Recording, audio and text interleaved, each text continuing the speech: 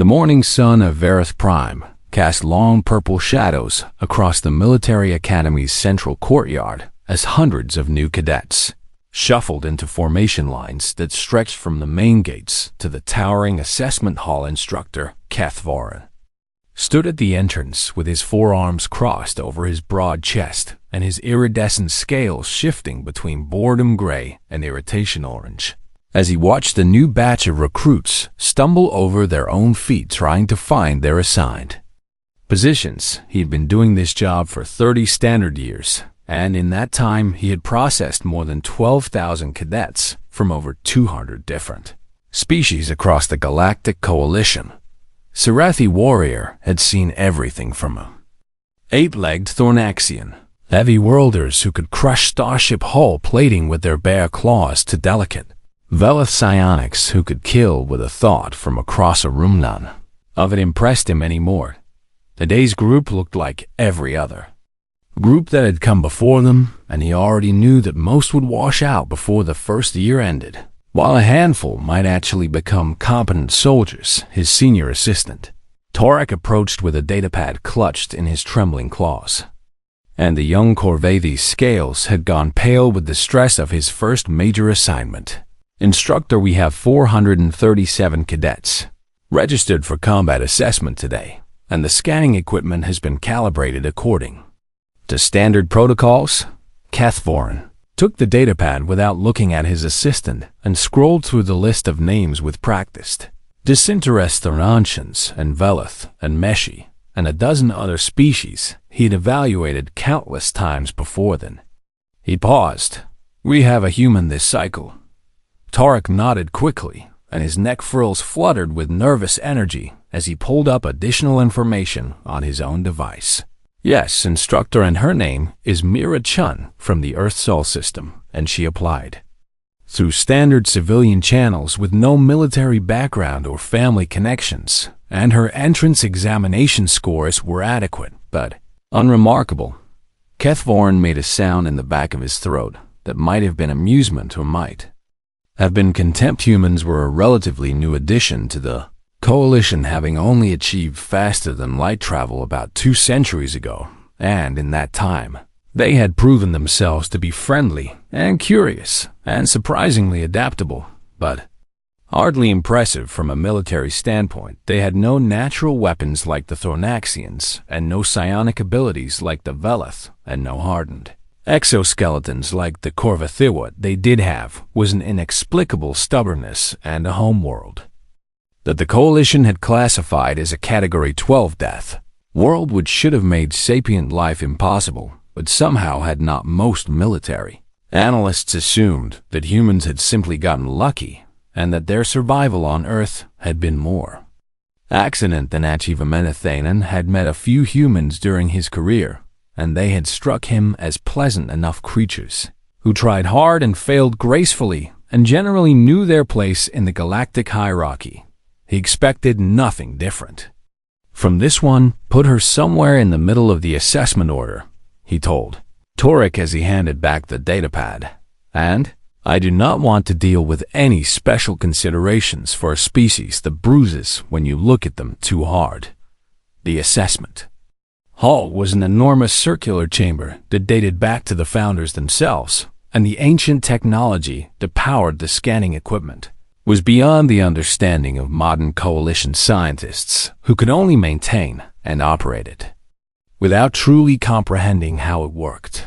The founders had vanished 3 million years ago, leaving behind stations and ships and tools that subsequent species had inherited and adapted, and the combat assessment scanner was one of their most useful legacies. It measured everything from neural response time to cellular regeneration rate to something the founders had called combat density, which was a composite score that no modern species had ever been able to fully define. What they did know was that higher numbers meant greater combat potential, and that the scanner had never been wrong in 6 centuries of continuous operation. At the academic, HFY took his position at the instructor's console as the first cadets began filing into the hall, and their footsteps echoed off walls that had witnessed countless evaluations before this one. The process was simple enough that even the most nervous recruit could manage it. Step onto the scanning platform and stand still for 10 seconds, and then step off and wait for your score to appear on the main display. The first cadet was a Thornaxian female whose heavy world muscles rippled beneath her chitinous armor as she climbed onto the platform with the confidence of someone who knew exactly how dangerous she was. The scanner hummed and the display flickered, and then showed a number that made Keth Voren raise one of his eye ridges. 1847. That was impressive enough to warrant noting her name for future attention, and he marked her file accordingly before calling the next cadet forward. One by one they came, and one by one they were measured, and the scores ranged from respectable to mediocre, with a few standouts scattered among the masses. Velith Psionic hit 2100, which indicated significant telekinetic combat potential. Meshi Scholar barely scraped past the minimum threshold of 500, which meant he would be relegated to support roles rather than frontline combat. And then it was the human's turn. Kathivoran watched with minimal interest as Mira-chan made her way through the crowd of waiting cadets, and he noted that she was small even by human standards, with a thin frame and tired eyes that suggested she had not slept well the night before. Her uniform hung loose on her shoulders, and her dark hair was pulled back in a simple tail that did nothing to make her look more impressive. She looked like exactly what her file said she was, which was an unremarkable civilian who had somehow convinced herself that she belonged in a military academic. Kathivoran almost felt sorry for her because he had seen her type before, and they usually washed out within the first month when they realized that wanting to be a soldier and being capable of becoming one were two very different things. Cadet Chun, he called out in a voice that carried across the hall without effort. Step onto the platform and remain still until the scan is complete. The human nodded and climbed the 3 steps to the scanning platform with movements that were neither graceful nor clumsy, but simply ordinary in every way. She stood in the center of the platform and clasped her hands behind her back and waited. Scanner began its work, and then something happened that Kethvoren had never seen in 30 years of service. Every light in the assessment hall flickered once, and then twice, and then began strobing in patterns that seemed almost frantic. The scanner's display, which was designed to show a simple numerical readout, started cycling through characters so fast that they blurred into a solid streak of white. Light warning klaxons that Kethvoren had never heard before began shrieking from panels that he had not even known contained speakers. The ancient founder technology was screaming, and the small human woman at the center of it all just stood there with a confused expression on her face, as if she was wondering whether she had done something wrong. "Should I step off?" she asked in a voice that somehow cut through the chaos around. Harkethvorn found that he could not answer because his eyes were fixed on the console in front of him, where data was flooding across every screen faster than he could possibly read. Something was very wrong, or perhaps something was very right. He did not yet know which possibility frightened him more. The chaos in the assessment hall lasted for exactly 47 seconds, though to Kethvoren it felt like an eternity as every system connected to the ancient founder scanner went haywire in ways that should not have been possible. Lights flickered, and alarms screamed, and data cascaded across screens in torrents of information that no living being could hope to process. And through it all, the human woman stood perfectly still on the scanning platform with her hands clasped behind her back, and an expression of mild concern on her unremarkable face. "Recalibrating," the scanner announced in a voice like grinding stone that seemed to come from everywhere and nowhere at once. "Recalibrating, recalibrating." Kethvoren's training finally overcame his shock, and he slammed his primary hand down on the emergency broadcast button that would seal the assessment hall and summon security forces from across the academy. "Nobody move," he roared in a voice that had commanded soldiers through 3 wars. "And you on the platform, do not take a single step until I tell you otherwise." The human nodded quickly, and her eyes were wide now as she looked around at the chaos her presence had somehow triggered. The other cadets had scattered like prey animals fleeing a predator, and the Thernaxian heavy worlder, who had scored 1800, had positioned herself behind a support column as if she expected the building to collapse at any moment. Even the Vela Psionic had retreated to the far wall, and his normally calm features had twisted into something that looked remarkably like fear. Then as suddenly as it had begun, the chaos stopped. The lights stabilized, and the alarms fell silent, and the data streams ceased their frantic flooding. A single number appeared on the main display. Stephen Kempthor stared at it and felt confusion replace his fear, because 7 was impossibly low.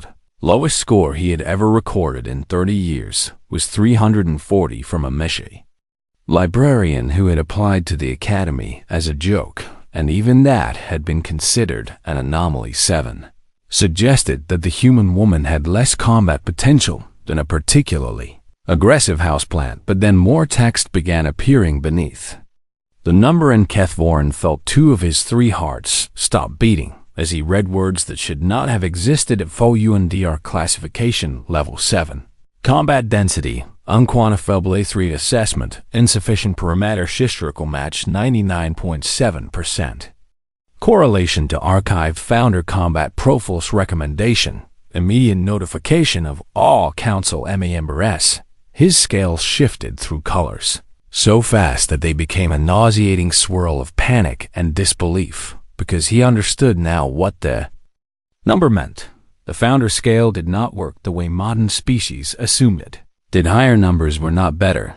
The founders had measured combat potential on a scale from 10 down to 1, where 10 was baseline existence and 1 was theoretical perfection that even the founders themselves had never achieved. Level 7 meant that the unassuming human woman standing on the platform was 3 steps away from being a theoretical god of war. Kethvorin's claws trembled as he pulled up every piece of information the Academy's database had on founder classification systems, and what he found made his remaining heart skip several beats. In 6 centuries of operation, the scanner had never assigned a founder classification to any cadet from any species. The highest combat potential ever recorded had been a Thornaxian warlord who scored 8,000 on the modern scale, but even she had not triggered the ancient protocols that were now flooding Kethvorin's console. Those protocols were designed to identify beings that matched the founders themselves, and according to the scanner, the small tired human woman who had arrived with adequate but unremarkable entrance scores was a 99.7% match for the combat profiles of a species that had ruled the galaxy 3 million years ago. Instructor Torek's voice was barely a whisper, and his scales had gone so pale they were almost transparent. What does this mean? Kethvorin did not answer because he did not know how to explain that everything they thought they understood about humans might be catastrophically wrong. He turned to look at Myra Chun, who was still standing on the platform with her hands behind her back and her head tilted slightly to one side as she watched the chaos unfold around her. "Did I break something?" she asked in a voice that sounded genuinely apologetic. "Because I am really sorry if I did, and I did not mean to cause any problems." The words were so absurdly normal that Kethvorin almost laughed. There was a being whose combat potential exceeded anything the scanner had measured in 600 years, and she was worried about whether she had caused an inconvenience.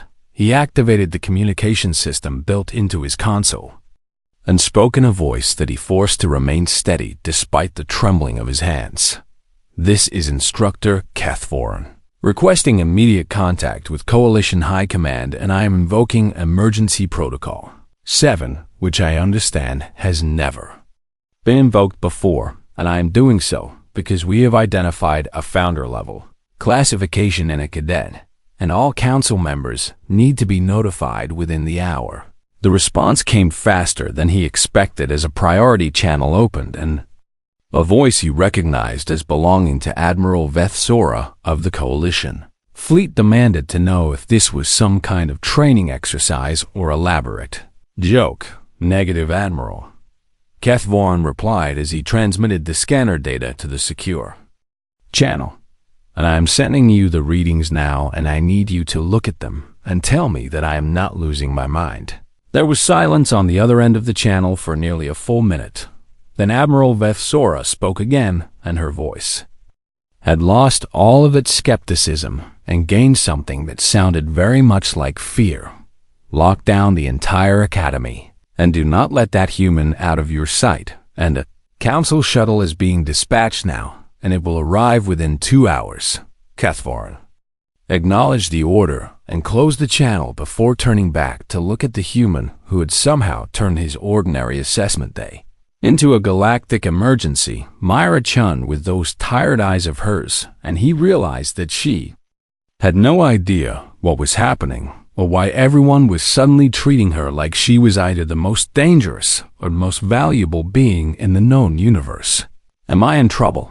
She asked, and Keth Vaughn, who had faced down enemy armies and survived battles that had claimed millions of lives, found that he did not know how to answer her, because the truth was that nobody knew what she was or what her existence meant until someone figured that out. The entire galaxy was holding its breath. He walked slowly toward the platform and stopped at the base of the steps and looked up at the small human woman who had just shattered everything he thought he knew about combat potential and species classification. Cadet Chen, he said carefully, I need you to come with me, and I need you to remain calm, and I need you to understand that you have done nothing wrong. She nodded and stepped down from the platform and followed him without argument or complaint, and as they walked toward the secure holding area that had been prepared for situations that nobody had ever expected to actually occur, Cathvaran found himself wondering whether he was escorting a prisoner or a messiah or something else entirely. The scanner had called her a founder-level human, but the founders had been gone for 3 million years, so what did that make Myra Chun, and more importantly, what did that make the rest of her species, who were scattered across 100 colony worlds, believing themselves to be unremarkable newcomers to a galaxy that had existed for billions of years before their sun even formed? Catherine did not have answers to those questions, but he suspected that by the time this day was over, a great many powerful beings would be demanding them. The Council shuttle broke 17 faster-than-light travel regulations during its journey to Varith Prime, and the pilot would later receive both a formal reprimand and a secret commendation for making the trip in under 90 minutes instead of the standard 6 hours. By the time it landed on the Academy's private platform, the entire compound had been sealed, and over 3,000 cadets and staff members had been confined to their quarters with strict orders not to communicate with anyone outside the facility. Myra Chun sat in a small gray room that contained nothing but a table and 2 chairs and a one-way observation window that she suspected was being used to watch her every movement. She had been given water and a protein bar and had been told repeatedly that she was not in trouble and that someone would explain everything soon. That had been 4 hours ago. She was starting to doubt the accuracy of those assurances. On the other side of the observation window, 12 of the most powerful beings in the Galactic Coalition had gathered in a viewing chamber that had never before been used for its intended purpose. High Counselor Vethanax stood at the center of the group, and her ancient Korvati form seemed to fill the room despite her relatively small stature, because she carried the weight of 6,000 years of political experience in every movement she made. 7 eyes were fixed on the human woman visible through the window, and her expression was utterly unreadable. Who cleared her for standard admission? She asked in a voice that could have frozen plasma in its containment field. The Instructor, Keth Vaughn, stood at attention near the door, and his scales had shifted to the deep purple of formal respect as he addressed the most senior leader in the coalition. She applied through normal channels. Counselor, and her entrance examinations were unremarkable, and her academic scores were slightly above average for her species, and her physical conditioning was adequate, and her psychological profile was stable. And no one thought to run a combat scan before today. Combat scans are traditionally reserved for the first day of martial instruction counselor, and there was no indication that she required special attention prior to that point. Vethanax made a sound that might have been anger or might have been something closer to dark amusement. No indication, she repeated as she pulled up Myra's file on the central display that dominated one wall of the viewing chamber. A photograph of an awkward human female with tired eyes and unremarkable features stared back at the assembled council members. She comes from a species that has been part of the coalition for barely 200 years, and in that time, we have coddled them and protected them and given them technology they were not ready for because we believed they needed our guidance to survive. She let those words hang in the air for a moment before continuing. We assumed that humans were lucky survivors who had somehow clawed their way to sapience on a world that should have killed them 1,000 times over, and we assumed their combat potential was negligible because they showed no psionic ability and no natural weapons and no hardened biology. Her 7 eyes swept across the council members who had gathered to witness this unprecedented situation. We never once asked ourselves the obvious question, which is this: how does a soft and fragile and short-lived species achieve dominance on a Category 12 death world without developing the characteristics we associate with survival? Admiral Vethsora stepped forward, and her military bearing was evident in every line of her body as she addressed the High Counselor. We have analyzed their homeworld data extensively. Counselor on Earth is home to thousands of predator species that should have prevented humans from ever developing beyond prey animals, and the climate has shifted dramatically multiple times during their evolution, and they have survived ice ages and supervolcanic eruptions and asteroid impacts and pandemic diseases. She paused, and her voice dropped lower. Every other species that has been studied from death worlds either developed overwhelming physical advantages or died trying, and humans did neither, and yet they are here, and they have spread to over 100 colony worlds in less than 2 centuries. Councillor Tethmer of the Velith Collective raised one of his delicate hands, and his psionic presence filled the room with calm authority. I have attempted to scan the human woman since my arrival, and I must report that her mind is completely closed to me, which should be impossible for a species that has shown no psionic ability whatsoever. That revelation sent a ripple of unease through the assembled leaders, because Tethmer was the most powerful telepath in the coalition, and his inability to read a single human mind was deeply troubling. She is not blocking me, he continued with clear frustration in his voice, because blocking implies resistance, and there is no resistance because there is nothing to resist against, and her mind simply does not register to my abilities as if she exists outside the framework I use to perceive consciousness. High Counselor? Vethanax turned back to the observation window and watched the human woman take another sip of water before setting the glass down with careful precision. The founders vanished 3 million years ago, she said quietly, and they left behind technology we cannot replicate and stations we cannot fully understand, and a rating system for combat potential that we have used without comprehension for 6 centuries. She placed one of her clawed hands against the glass. They rated themselves on a scale from 10 to 1, and they never achieved anything below Level 5, according to their own records, which means that Level 7 is not just theoretical, because it is beyond what the founders themselves could reach. She turned to face the council with something burning in her ancient eyes, and yet a human civilian with no military training and no special background has just been rated at Level 7, which means she has more combat potential than the beings who built this galaxy's infrastructure. The implications of that statement were so vast that nobody spoke for several long moments. Finally, it was Keth Voren who broke the silence with a question that had been burning in his mind since the scanner first began screaming. What do we do with her counselor?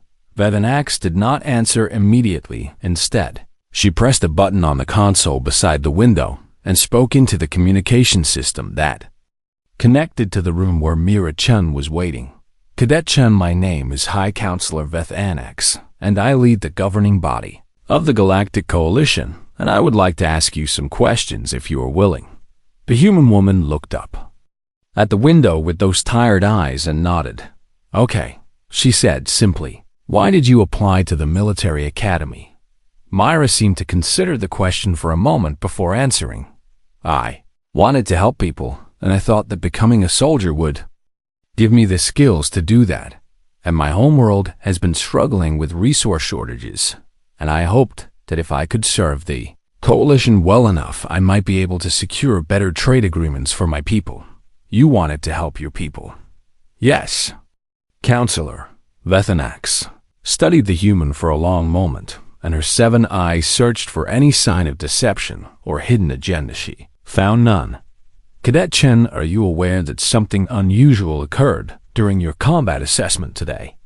The human laughed nervously, and the sound was so ordinary that several council members exchanged confused glances. The machines went crazy when I stood on the platform, and I figured I must have done something wrong, and I really am sorry about that because I did not mean to break anything. She paused, and her expression shifted to something that looked remarkably like embarrassment. I have always had weird luck with technology, and machines tend to malfunction around me, and I should have mentioned that during my application, but I thought it was just coincidence. High Counselor Vethanax turned off the communication system and faced the council with an expression that none of them had ever seen before. It furrowed fear of the human woman, but fear of what her existence might mean. She has no idea, Vethanax said quietly, and she genuinely believes she's an ordinary person who happened to break an ancient machine. What do we tell her? Admiral Vethsora asked, and that was the question that would haunt them all for days to come, because telling Myra Chun what she really was might change everything, and keeping it from her might be far more dangerous.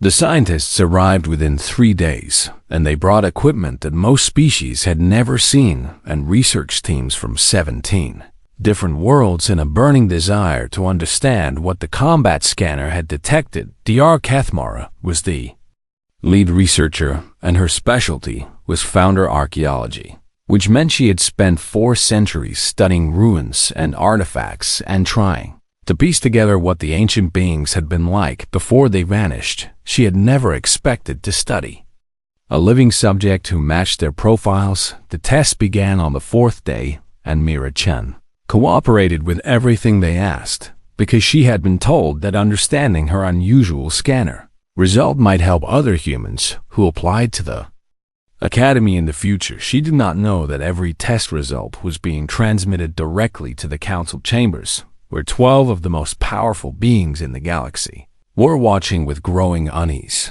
The first round of tests focused on physical capabilities, and the results were strange enough to generate immediate concern. Myra's baseline strength was unremarkable for a human, and her speed was average, and her reflexes were within normal parameters. But when the researchers introduced stress factors, everything changed.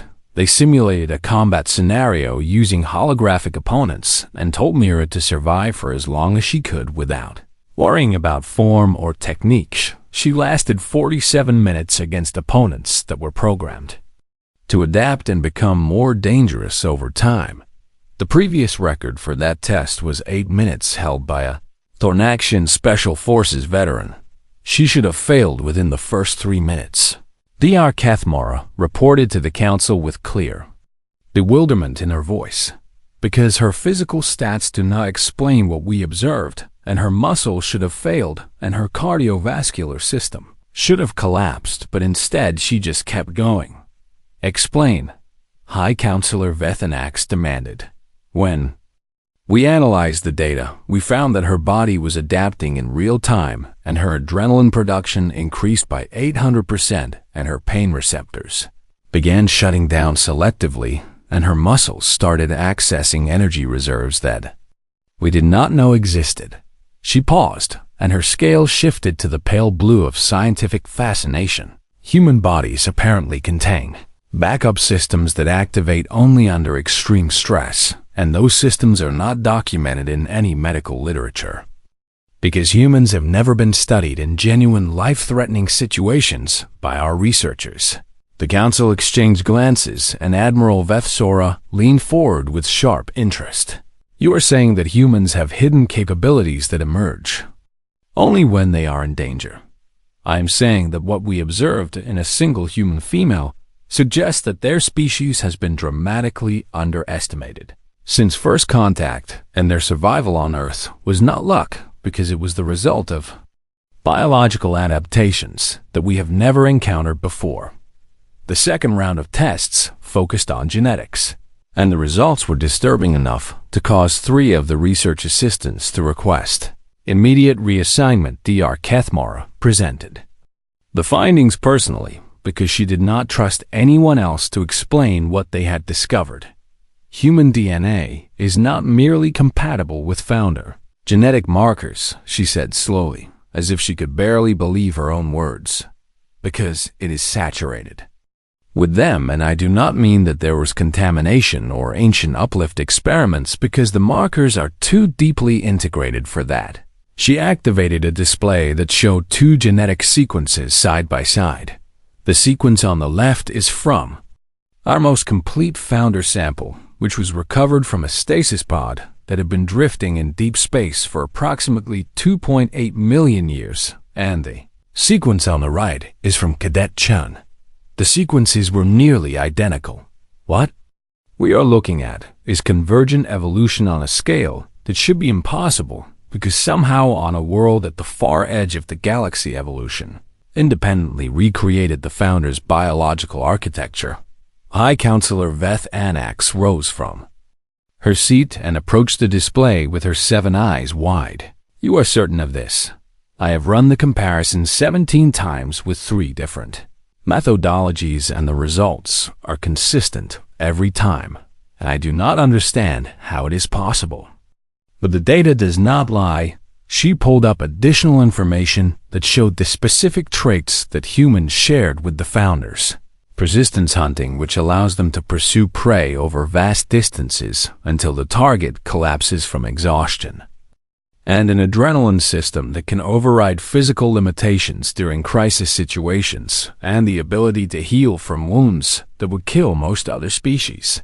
She continued listing traits, and each one sent another ripple of unease through the council. Social bonding that creates loyalty strong enough to make individuals sacrifice themselves for the group, and pattern recognition that borders on precognition, and emotional responses that can be channeled into devastating aggression. She paused, and her voice dropped to barely above a whisper.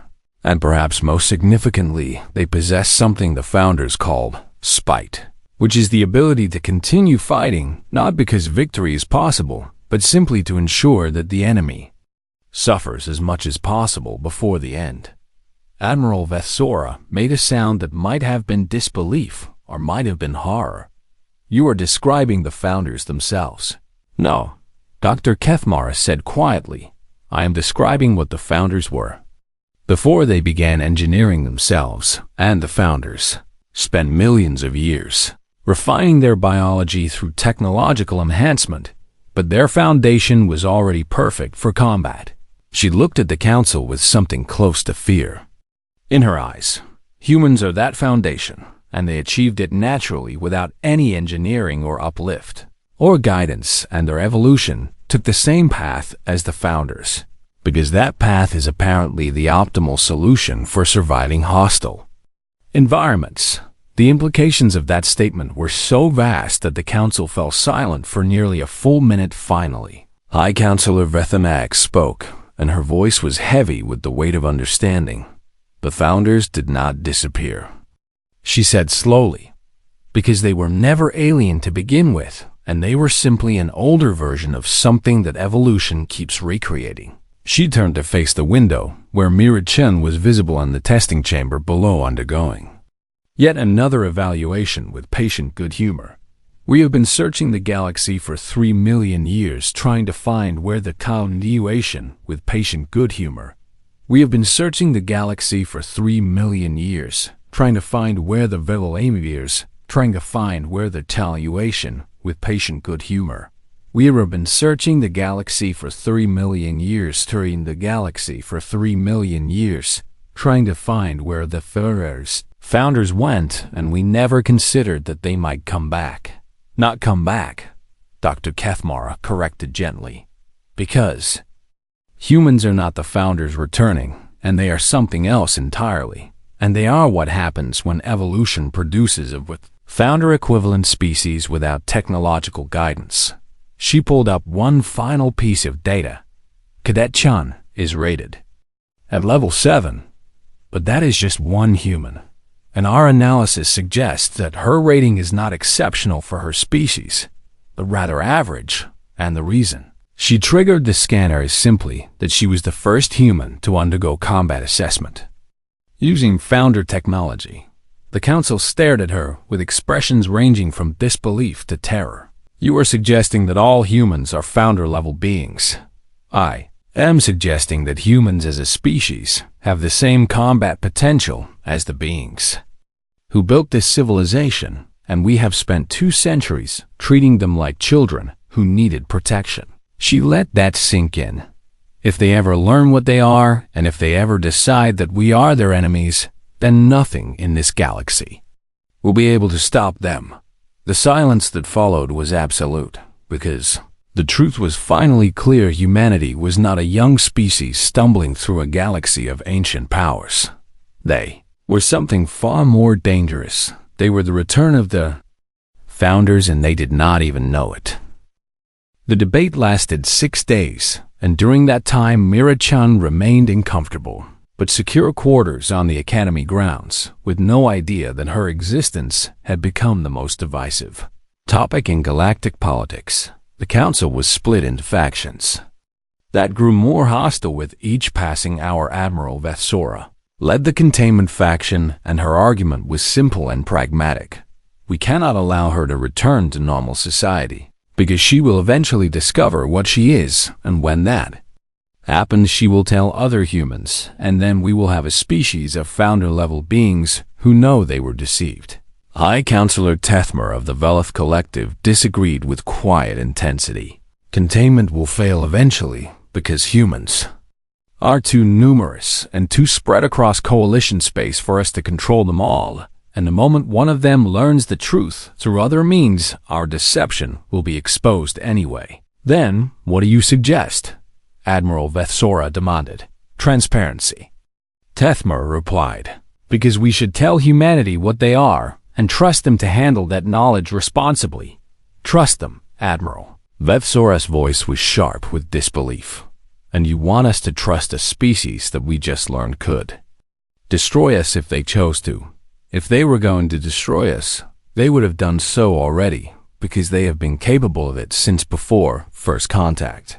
And they simply did not know, and they still do not know. The argument went in circles. And by the 5th day, some council members had begun quietly suggesting more permanent solutions to the problem: elimination.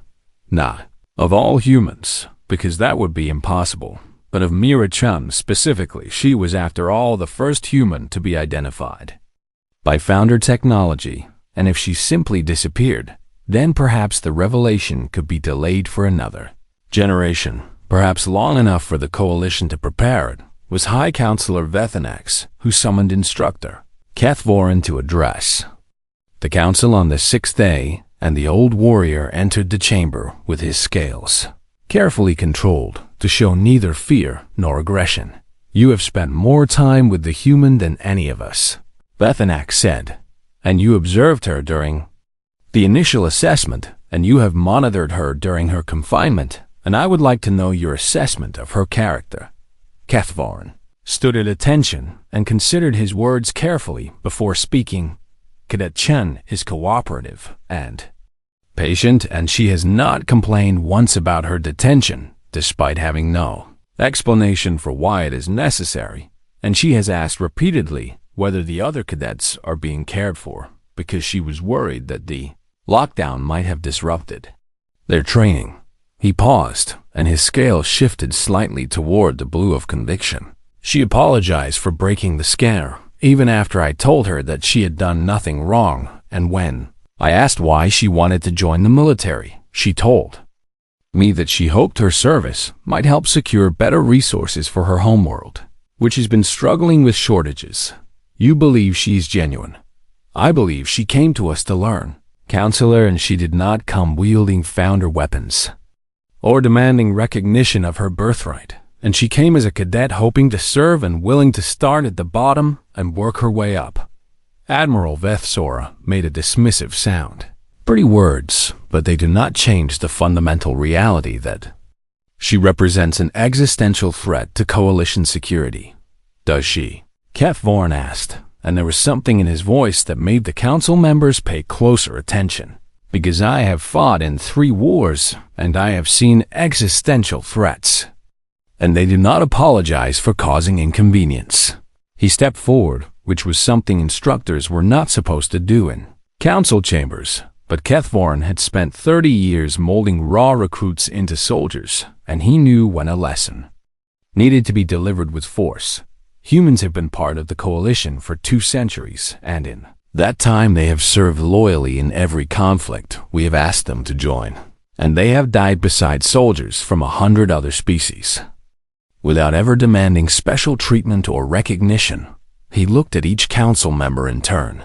They have been told they are the weakest species in the coalition, and they have accepted that label without resentment, and they have worked harder than anyone else to prove themselves worthy of standing beside species that outclass them in every measurable way. His voice rose with controlled passion. And now you tell me that they were never weak at all, and that they are in fact the most dangerous beings in the galaxy. And what have they done with that hidden power? He answered his own question. Nothing, because they have been too busy trying to earn your respect to notice that they never needed it. The council chamber fell silent. If we cage her, Keth Vorn continued, we make an enemy of something we do not understand, and if we harm her, then her people will eventually learn. Why? Because secrets this large do not stay secret, and then we will discover what a species of founder level beings can do when they have been given a reason to be angry. He stepped back and returned to attention. But if we let me teach her, and if we let her believe she is simply an unusual talent, then she will grow alongside cadets from other species. And she will form bonds, and she will learn our ways, and she will become one of us. And if she becomes dangerous, Vethanax asked quietly, then we will have failed her. Keth Vorn replied without hesitation, and not the other way around. The debate continued for another day, but in the end, Keth Vorn's argument carried the vote by a narrow margin. Myra Chun was released from confinement and told that her unusual scanner result had been caused by a malfunction that had since been corrected. She was allowed to return to her training with the other cadets, and her true nature was classified at the highest level of secrecy that the Coalition possessed. 3 years later, she graduated at the top of her class, and her combat scores remained sealed, but her fellow cadets knew only that she was surprisingly good in a fight and weirdly difficult to kill. They called her lucky. She called them family. She was assigned to a joint species rapid response unit, and within the first year she had saved the lives of every member of her team, at least twice. None of them knew what she really was. None of them knew that she could have conquered worlds. If she had wanted to, they only knew that she was their friend, and that she would die for them without hesitation, and that she laughed at their jokes, and shared their meals, and treated them like the most important beings in the universe. And in the deep archives of the Coalition and records that only 12 beings could access, her file contained a single addendum written in Instructor Keth Vorn's own hand. The founders did not disappear because they simply forgot what they were, and we must ensure that when they remember us as friends. The galaxy had been built by beings like Mira Chen, and one day it would be inherited by her kind. But that day was far in the future, and for now, A young human woman was living her dream of helping people one mission at a time. She had no idea she was a god, and perhaps that was exactly why she deserved to become one when the time was right. If the time ever came, she would be ready, and so would they.